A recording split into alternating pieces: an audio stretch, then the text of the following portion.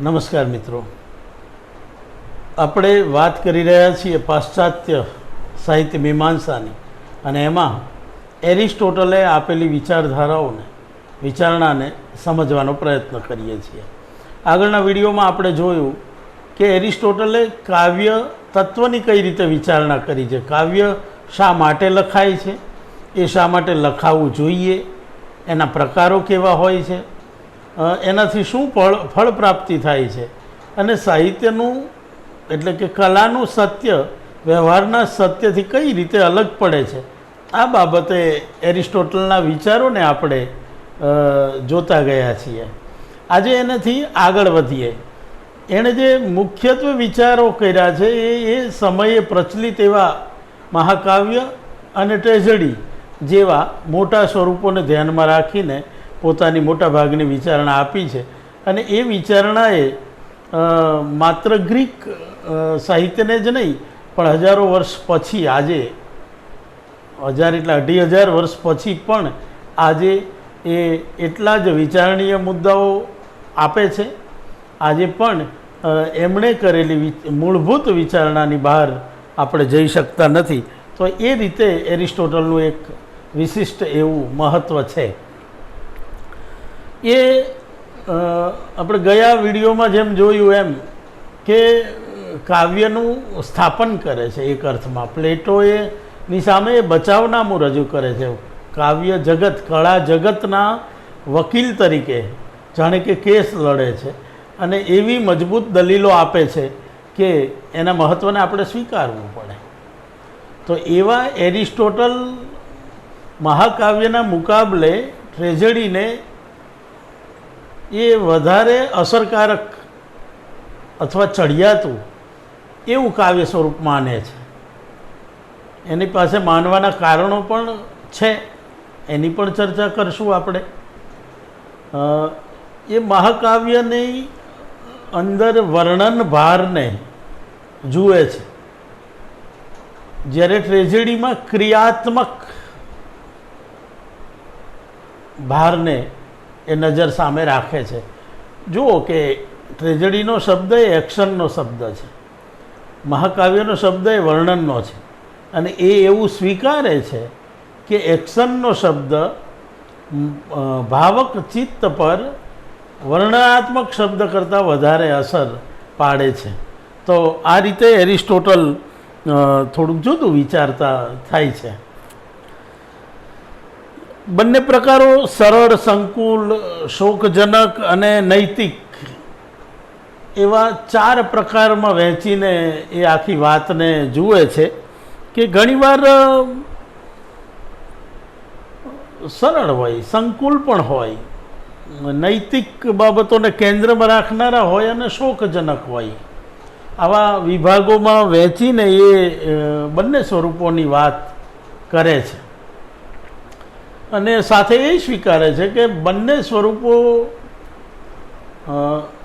માનવના ઉચ્ચ ચરિત્રોના નિર્માણમાં ઉપયોગી બને છે. આ પ્રકારનો ઉપયોગ તો એમના મનમાં પડેલો જ છે, જે પ્લેટોને અપેક્ષા છે. ઉચ્ચ ચરિત્રોનું નિર્માણ કરવાની જો ક્ષમતા કોઈ સાહિત્ય સ્વરૂપોમાં હોય તો એ માને છે કે બીજા સાહિત્ય સ્વરૂપોને મુકાબલે એક શક્યતા ટ્રેજેડી અને મહાકાવ્ય જેવા દીર્ઘ સ્વરૂપમાં રહેલી છે. અને એ કહે છે કે ગીત અને દ્રશ્ય વિધાનને જો બાદ કરો તો બંને પ્રકારમાં વસ્તુ વિધાન સરખું હોઈ શકે છે. આપણને જોવા જેવું છે. પદ્ય મહાકાવ્ય એ પદ્યમાં છે, એટલે કે એ પદ્યની બાબતને જો બાદ કરીએ અને દ્રશ્યની બાબતને જો બાદ કરીએ, એકનું વિશેષતા છે પદ્ય, મહાકાવ્યની વિશેષતા, અને ટ્રેજેડી જે નાટ્ય સ્વરૂપ છે એની વિશેષતા છે દૃશ્ય. આ બંનેને બાદ કરો તો બંનેની અંદરના જે વસ્તુ વિધાન જે છે, વસ્તુ વિધાન છે, એ તો સરખું છે. જો હવે આ ધીમે ધીમે એના આંતર સ્વરૂપને પણ આપણી સામે ખોલે છે. આ ઉપરાંત એણે એ સમયે પ્રચલિત અને લોકપ્રિય થતું જતું જે એમને ગમતું નથી. આગળના પ્લેટોને તો બિલકુલ નહોતું ગમતું. એરિસ્ટોટલ પણ બહુ મહત્તમ નથી કરતા, અથવા તો એને અધમ કાવ્ય, ક્ષુદ્ર કાવ્ય ગણે છે. એવા કોમેડી સ્વરૂપ વિશે એ વાત તો કરે છે. એને જગતના લોકો હસે એની સાથે વાંધો નથી,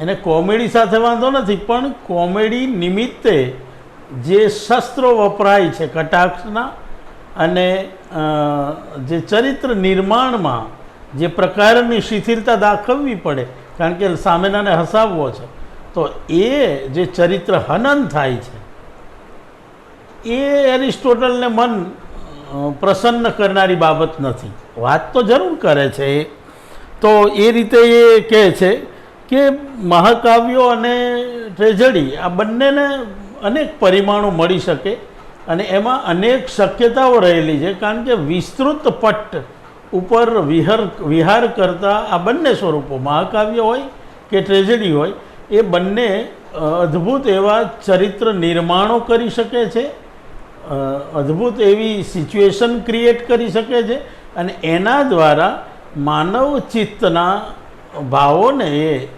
ભાવોનો ઉદ્રેક કરીને, ઉભરો લાવીને એ પાછું સમન કરી શકે છે. તો આ બંને સ્વરૂપમાં આ શક્યતા પડેલી છે. મહાકાવ્યનો પ્રકાર પણ ટ્રેજેડીના જેટલો જ હોવો જોઈએ, જેવો હોવો જોઈએ એવું એ માને છે. અને એટલે એ કહે છે કે સરળ, સંકુલ, નૈતિક, શોકજનક આ જે બધી બાબતો લાગુ પડે એ મહાકાવ્યને પણ પડે અને ટ્રેજેડીને પણ પડે. ટ્રેજેડીના વિભાગોમાંથી ગીત અને દૃશ્ય વિધાનને બાદ કરીએ તો, એટલે કે પ્લોટ, ચરિત્ર, વિચાર, આ બધું તો બંનેમાં કોમન લાગે એ પ્રકારે આલેખાતું હોય છે, જેની વાત આપણે કરી છે. એરિસ્ટોટલને મન હોમરનું મહત્ત્વ છે, હોમરનો એ મહિમા કરે છે અને જે પ્લેટોથી જુદા પડ્યા. પ્લેટો નૈતિક શિક્ષણ આપવા માટે કાવ્યનો આધાર લેવાનું કહે છે અને ત્યારે એ કેટલીક બાબતો સ્વીકારે છે, પણ મોટા ભાગે એને તો હોમર સાથે વાંધો છે, કારણ કે હોમરે નૈતિક પતનો બતાવ્યા છે, એને એરિસ્ટોટલ સારી અસર પાડનારા નથી એવું પ્લેટો વિચારતા હતા. એની સામે એરિસ્ટોટલે જે ભૂમિકા બાંધી અને એમણે સ્થાપન કર્યું કે ભાઈ હોમરના કાવ્યો, અને ઉદાહરણ આપે છે કે નૈતિક રીતે અને ઇલિયડ એ સરળ અને શોકજનક મહાકાવ્ય છે એવું એ કહે છે. ઇલિયડ એ સરળ અને શોકજનક મહાકાવ્ય છે, જ્યારે ઓડિસી એ સંકુલ અને નૈતિક મહાકાવ્ય છે. આ પ્રકારે એ ભેદ પાડે છે. સંકુલ એટલે થોડું ગૂંચવાડાવાળું, વધારે સઘન, ઇઝીલી ન પકડાય, અથવા તો એના એક કરતાં વધારે પરિમાણ હોય જેમાં આપણું ચિત્ત અટવાય, એ પ્રકારનું આલેખન કરનારું.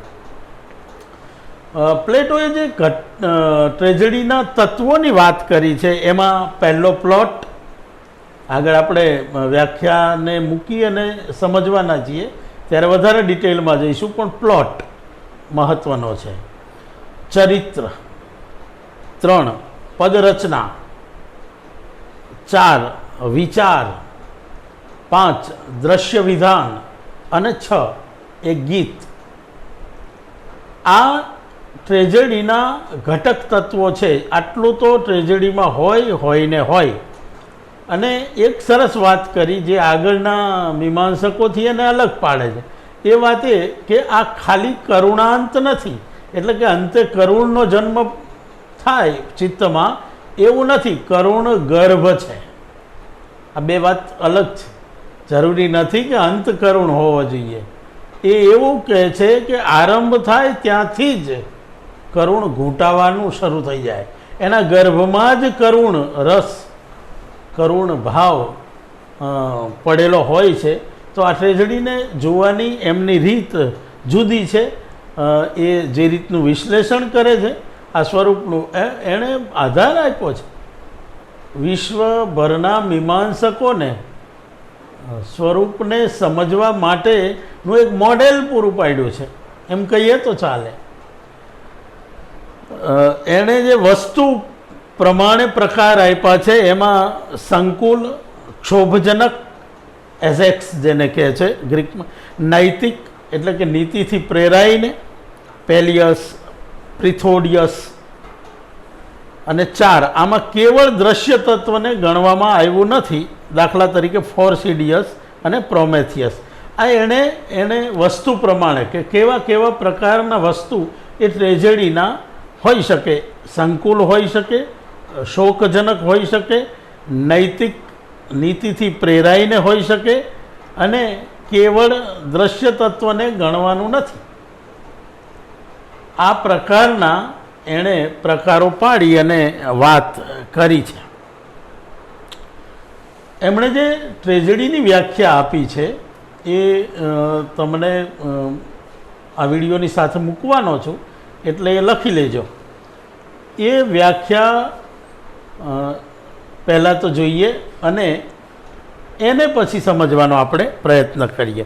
જો વ્યાખ્યાયિત કરવાની પરંપરા ગ્રીકમાં છે અને સરસ છે, આપણે ત્યાં સૂત્રાત્મક કરવાની પદ્ધતિ છે, એ પણ વ્યાખ્યાયિત કરવાની જ એક રીત છે. સૂત્રથી સમજાવવું કે રસ નિષ્પત્તિ ક્યારે થાય છે, તો કે વિભાવાનુભાવ વ્યભિચારી સંયોગાદ રસ નિષ્પત્તિ. આ જે વાત કરે છે તો એ સૂત્ર થયું ને, એટલામાં તમારે સમજવાનું છે, આખી પ્રક્રિયાને સમજવાની છે કે ભાવ, વિભાવ, અનુભાવ, સંચારી આ બધા જ્યારે સંયોગાય છે, સંયોગાત આનો સંયોગ થાય છે અને ત્યારે રસ નિષ્પત્તિ થાય છે.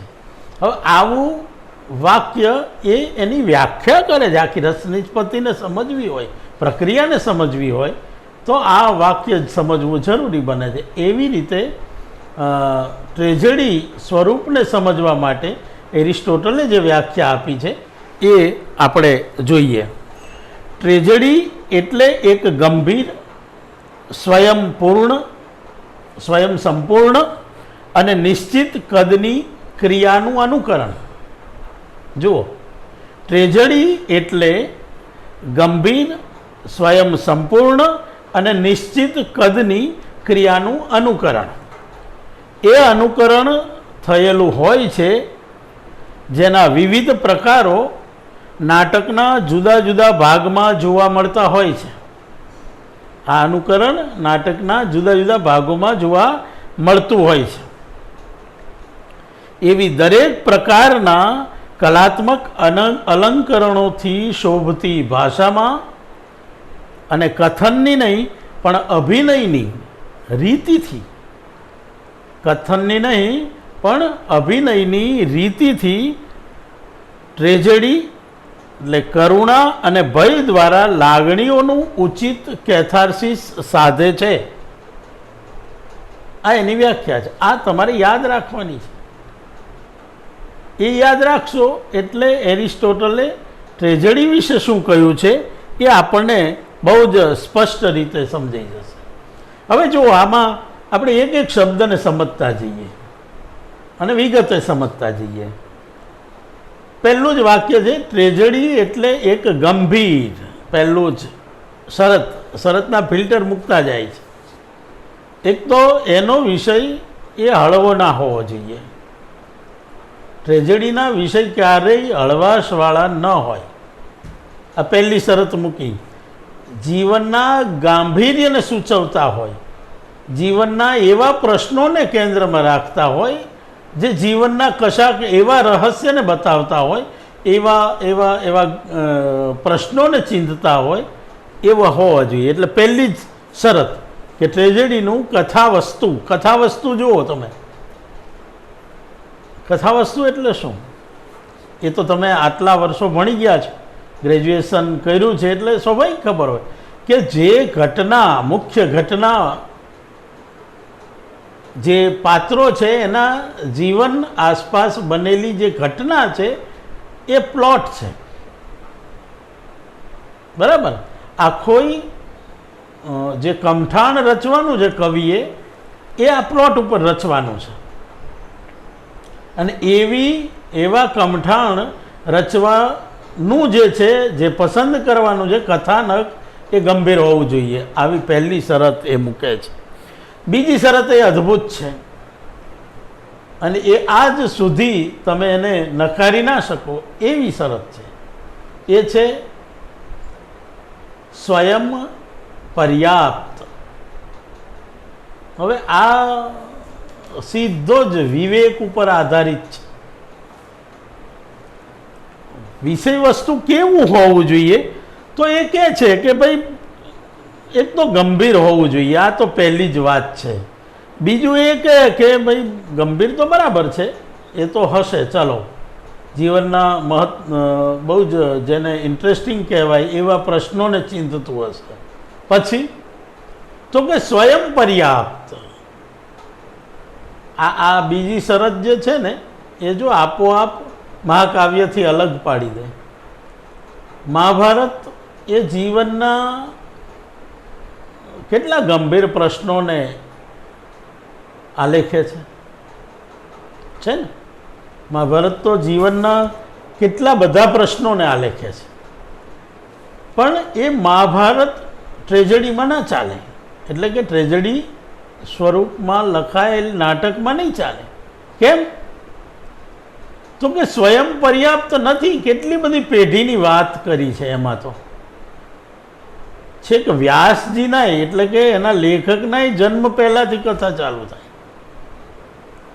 અને છેક પરીક્ષિત આવે, એટલે કે પાંડવોના પુત્ર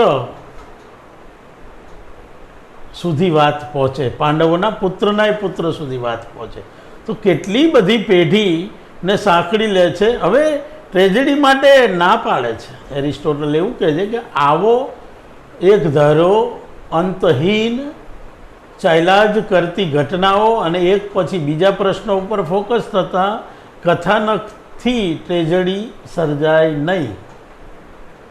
ટ્રેજેડી સર્જવી હોય તો જરૂર સર્જાય, એ કર્ણ ઉપર પણ સર્જાય, પણ એમાં બીજા પાત્રો આવી શકે નહીં. આ શરત મૂકે છે કે એ એવું કથાનક પસંદ કરે કે જેની બાઉન્ડ્રી નક્કી હોય, સ્વયં પર્યાપ્ત હોય. એટલે કે તમારી એક બેઠકે જ્યારે તમે નાટકને માણવા ગયા છો, તમે એ ભજવાતું હોય ત્યારે તમે તમારા ચિત્તને કેન્દ્રિત કરી શકો અને આખી ઘટનાને પામી શકો. એ રીતે સ્વયં પર્યાપ્ત રૂપે, નહીં બહુ લાંબુ નહીં બહુ ટૂંકું, એવું કથાનક હોવું જોઈએ. પહેલી શરત ગંભીર હોવું જોઈએ. બીજી શરત સ્વયં પર્યાપ્ત હોવું જોઈએ. આડેધડ ના ચાલે. એ ગમે એટલું લાંબુ હોય અને બસ ચાલ્યા જ કરે, ટ્રેજેડીના એક ભાગ ને બે ભાગ નહીં, એ એક જ ફ્રેમમાં આવી જાય એવું કથાનકને એ પસંદ કરે. અને ત્રીજું કહે છે કે હજી કહે છે કે ના, આ સમજાય ને સ્વયં પર્યાપ્ત, તો એ કહે છે કે નિશ્ચિત કદની ક્રિયાનું અનુકરણ. આ કથાનક કેવું હોય તો કે એમાં નિશ્ચિત કદ, લાંબુ ટૂંકું નહીં, એની ક્રિયાનું અનુકરણ કહે છે, એક્શનનું અનુકરણ, વર્ણનનું નહીં. અહીંયા તમે વર્ણન ના કરી શકો કે એ નાયિકા અત્યંત રૂપાળી હતી, એ આમ હતું તેમ હતું, એવું વર્ણન નથી કરવાનું. અહીંયા એને સીધી જ લાવવાની છે સ્ટેજ ઉપર. એટલે પ્રેક્ષક પોતે જ નક્કી કરશે એની સુંદરતા વિશે. એને કહેવાનું નથી, એનું વર્ણન નથી કરવાનું. આ ફેર છે ને. તો કથાનકની આ પાસું બહુ જ જોવાનું છે કે ક્રિયાત્મક હોવું જોઈએ. મતલબ કે ફિલોસોફીથી ભરપૂર માત્ર કથાનક હશે કે એના જીવનમાંથી દર્શન મળતું હશે તો ટ્રેજેડી બહુ સફળ નહીં રહે. કેમ? તો કે ખાલી દર્શનથી નહીં ચાલે, એની સાથે એમાં એક્શન હોવી જોઈએ. એક્શનનો મતલબ ક્રિયાત્મકતા હોવી જોઈએ. એ સ્થિર ઊભા રહીને તમને કશોય બોધ આપી દેશે તો નહીં ચાલે.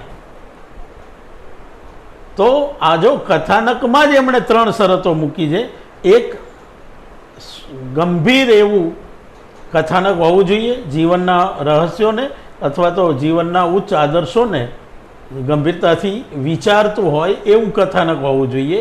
બીજું કહે છે કે સ્વયં પર્યાપ્ત હોવું જોઈએ. એટલે એવું નહીં કે તમે ટ્રેજેડી જોતા હોય ને એના છેડા ખુલ્લા રહી જાય, તમને એમ થાય કે પેલાનું શું થયું, આનો તો કશો જવાબ જ ના મળ્યો, આ તો કંઈક અધૂરું અધૂરું લાગે છે, અથવા તો હજી મારે આનું આગળનું સમજવા માટે બીજું નાટક જોવું પડશે.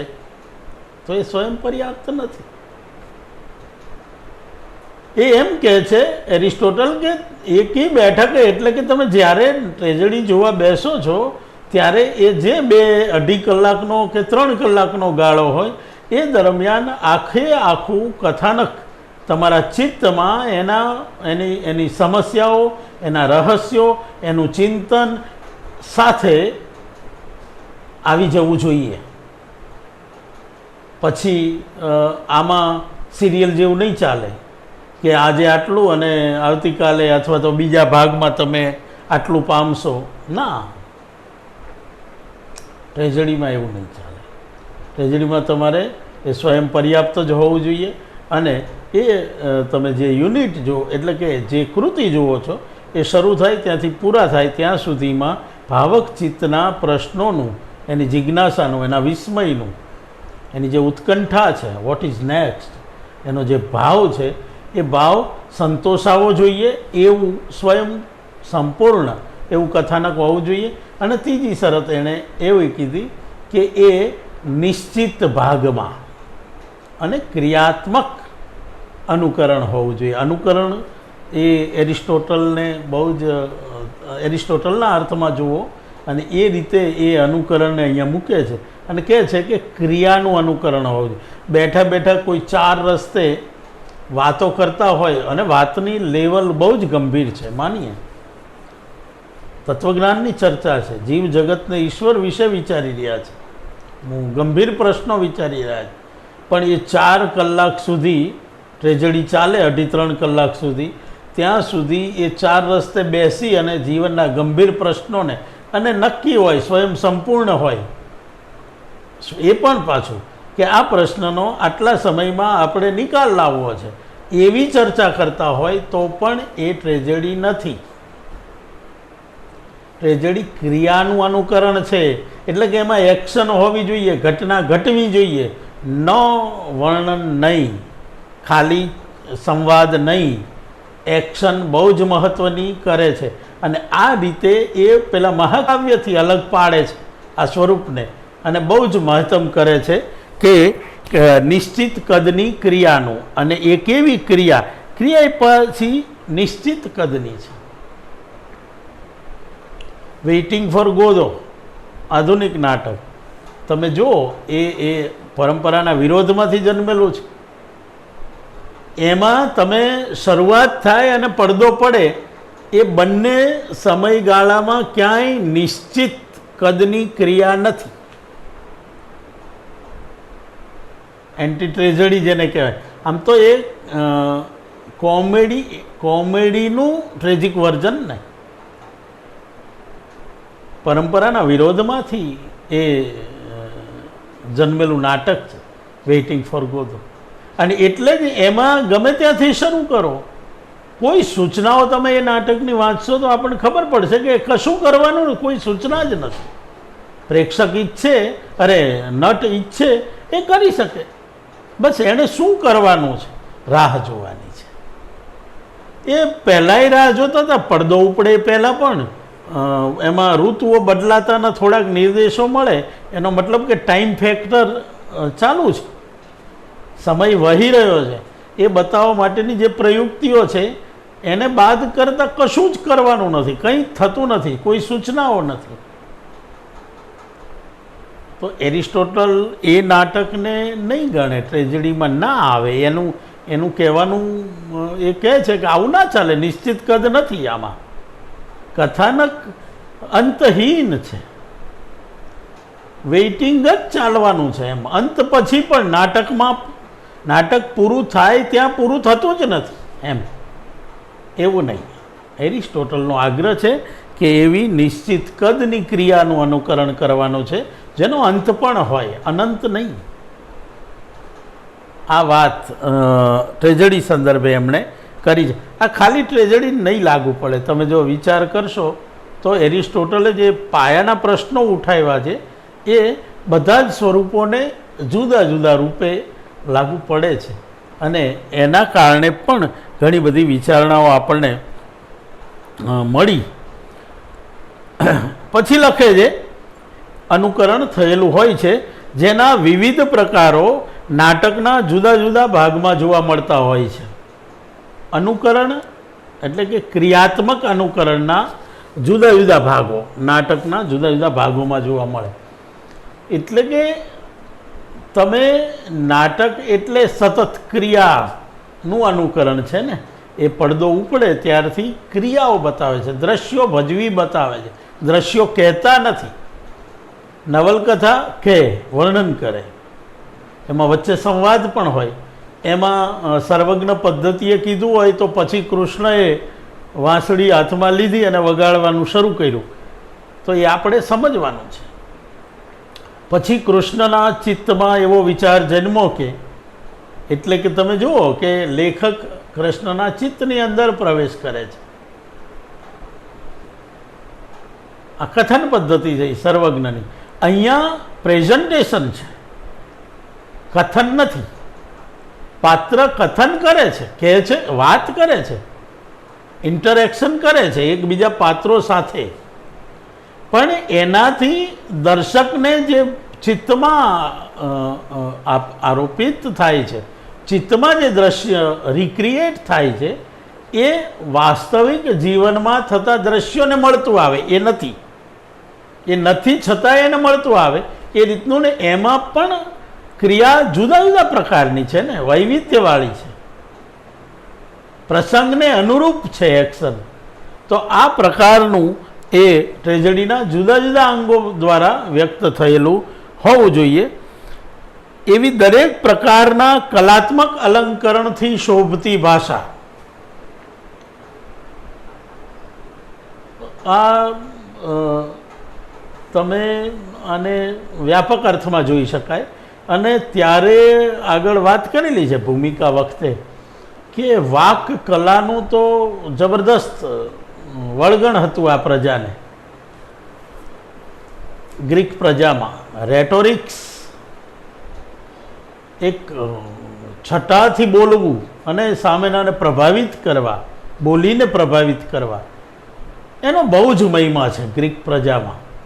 અને સારા વક્તાઓ પાછળ એ પ્રજા મરી ફીટે, એની પાછળ ગાંડી હોય, એના સેલિબ્રિટીઝ ગણાય એવું. સારા સારા જે વક્તાઓ છે ગ્રીકના ઘણા બધા છે. આ નામ લીધા અત્યાર સુધીમાં, એ બધા જ એની ભૂરકી હતી અને રેટોરિક્સના માસ્ટર હતા. તો સ્વાભાવિક જ એ પ્રજા ઈચ્છે છે કેવી ભાષા, તો કે જ્યારે રૂટીનમાં બોલાતા હોય, આપણે ઘરમાં પતિ પત્ની કે બાળકો સાથે જે વાત કરતા હોય, મિત્રો સાથે વાત ચાલતી હોય, અડોશ પડોશ સાથે જે વાત ચાલે, યુદ્ધ દરમિયાન અને શાંતિ દરમિયાન જે વાતચીત ચાલે છે રોજિંદા જીવનમાં, એ તો સાંભળવા નથી જતા.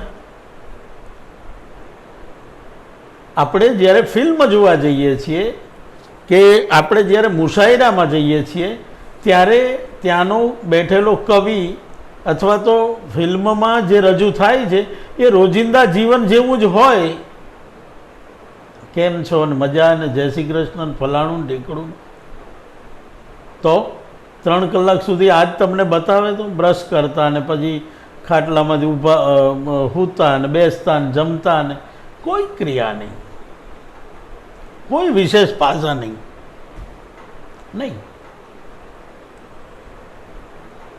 જો આપણે અપેક્ષાથી જઈએ છીએ કે આપણા કાનમાં જે પડે એ ભાષા કંઈક જુદી હોય. આદમી ઉઠતા નહીં ઉઠ જાતા હૈ એમ. આનાથી કશું થાય નહીં, આપણને ખબર જ છે, પણ આ ભાષા આપણને ગમે છે. હમ જहाँ ખડે હોતે હૈ લાઈન વહીં સે શરૂ હોતી હૈ. હવે આવી ટણી હોય ઉંમરના અમુક તબક્કે ઘણાને, પણ એની સાથે આપણને એવું સાંભળવું ગમે. વાહ, આ ટણી કેવી છે. એવા કેટલા કેચી વાક્યો આપણે ફિલ્મો દ્વારા પ્રચલિત થતા હોય છે. એ રેટોરિક્સ છે. થોડુંક રોજિંદા જીવનથી જુદી ભાષાની અપેક્ષા રહે છે, અને એટલે અહીંયા તો બહુ ભારપૂર્વક કહે છે કે ભાઈ ટ્રેજડીની ભાષા સાદી નહીં ચાલે, રોજિંદી નહીં ચાલે. ટ્રેજડીની ભાષા તો અલંકૃત હોવી જોઈએ. એની ભાષા સીધી સપાટ રોજિંદા વ્યવહારની ઉષ્માવિહીન એવી નહીં. તો કે કેવી? તો કે અલંકરણોથી શોભતી. અલંકારો તો કેટલા બધા પ્રકાર છે, એ પાછું આખું શાસ્ત્ર છે અલંકાર. અને ભાષાના ઉપયોગનું પણ ત્યાં તો આખું શાસ્ત્ર વિકસેલું છે, વાક છટા શાસ્ત્ર. તો એ રેટોરિક્સનું જે શાસ્ત્ર છે એનો આધાર લેવાનું એના કવિને કહે છે કે પ્રજા ઉપર ભૂરકી છવાઈ જવી જોઈએ એવી ભાષા, અલંકૃત ભાષા. એ તો જ જુદો પડશે ને એનો પાત્ર.